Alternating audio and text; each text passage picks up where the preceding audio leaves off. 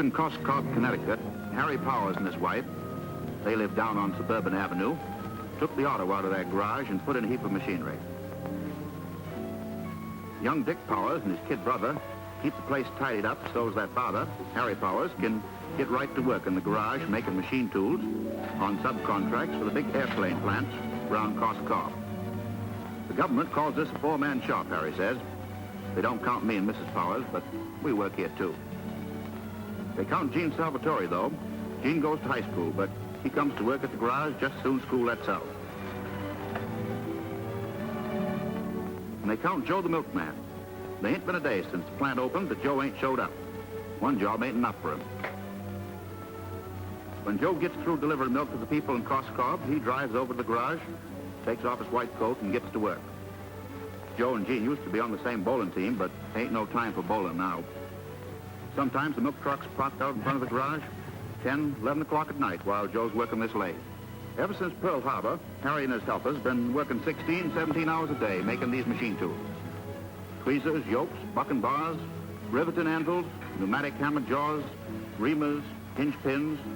The machine tools they make airplanes with keep coming out of the Powers garage 6 days a week, 16, 17 hours a day.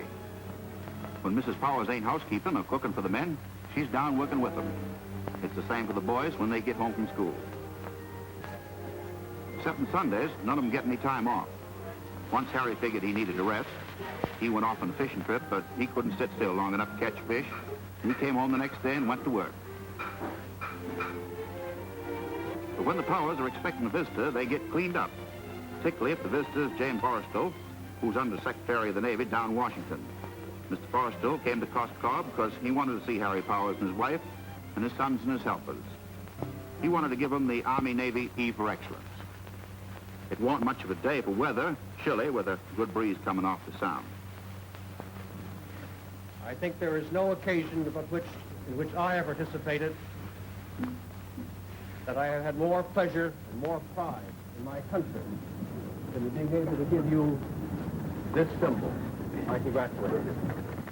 Now the Powers don't take much time off, as I've said, but when you get a big flag from the government, you want to sort of break it out. And the flag looks mighty pretty to the family, flying over their garage down on Suburban Avenue. The same flag that's flying over other war plants, 1,000 times bigger than the Powers place. But they don't hang around for more than the feast.